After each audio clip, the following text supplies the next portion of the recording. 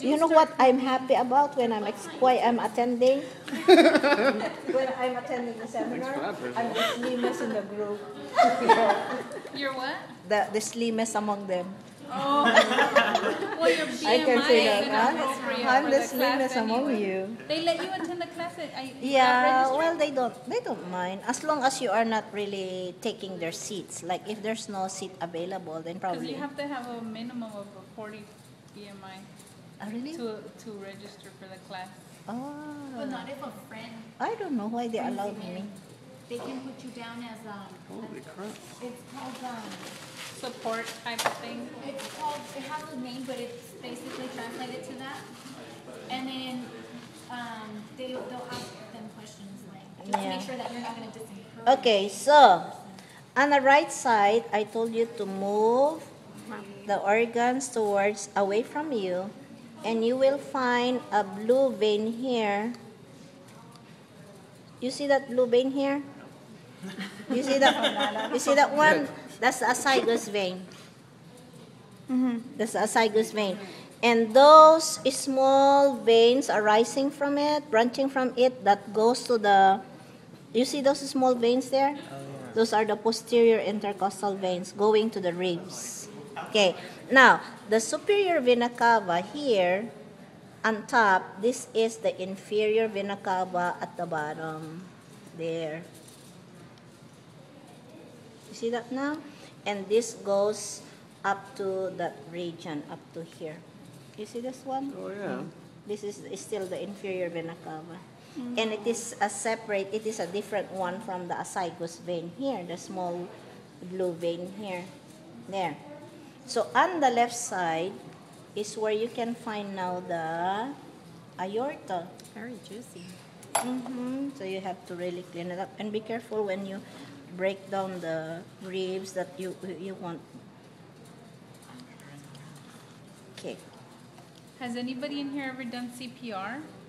Like really, for reals? Not real for real? No. I heard that it sounds like that, cracking. Oh, yeah, if you do it too hard, you'll crack the Yeah, ribs. but they said now that you don't need to have a mouth-to-mouth resuscitation.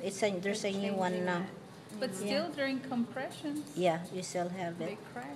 You see that one? That's the aorta now. Okay, and then I would like you to open up like this one, and then later on I will show you the branching of the aorta. Well, yes, I can show it to you now. What is this? The trachea. Trachea. And what is that? Thyroid? The esophagus. Oh, it's just a tiny esophagus. Yeah. And I mentioned earlier that in the cat, this is your phrenic nerve, isn't it? So there are two branches arising from the aortic arch, isn't it? It's like the left common carotid artery. This is the brachiocephalic artery. The brachiocephalic will branch out into three. You see those three branching? There. You see that? If this is, I thought you were looking at the video. if this is the left common carotid artery, this is the brachiocephalic artery, this is the right common carotid artery, this is the left common carotid, the right common carotid. So from the brachiocephalic, it branches out into three. This one, you see that three branching? You can even open up like that, so you can even see it here farther. You see that three branching here? There. So it's only 1 and 2. The second one branches into 3. So if you're just going to look at your handout, then you're able to see this one. And then next week, we're going to go over it because I'm going to explain to you what are the different regions of the small intestines, what are the regions of the large intestine. Just to mention, the first region, this is the stomach, this is the spleen. What do you call this one? Pinkish one underneath the stomach, the pancreas. That is where our pancreas is located too. Okay? And then Right after the stomach, at the end of the stomach, we have this straightened part of the small intestine. It's called duodenum. Duodenum, duodenum. And then the second section is called jejunum, and the last region is called the ileum. So the ileum, which is the last region, connects now to the large intestine. So what happens in the junction between the two? So this is now the junction, isn't it? So this is the end of the ileum. This is now the beginning of the large intestine, and this is where our appendix is located, hanging here. And that junction between the small intestine and large intestine is called cecum, C-E-C-U-M. And the large intestine is divided into three regions.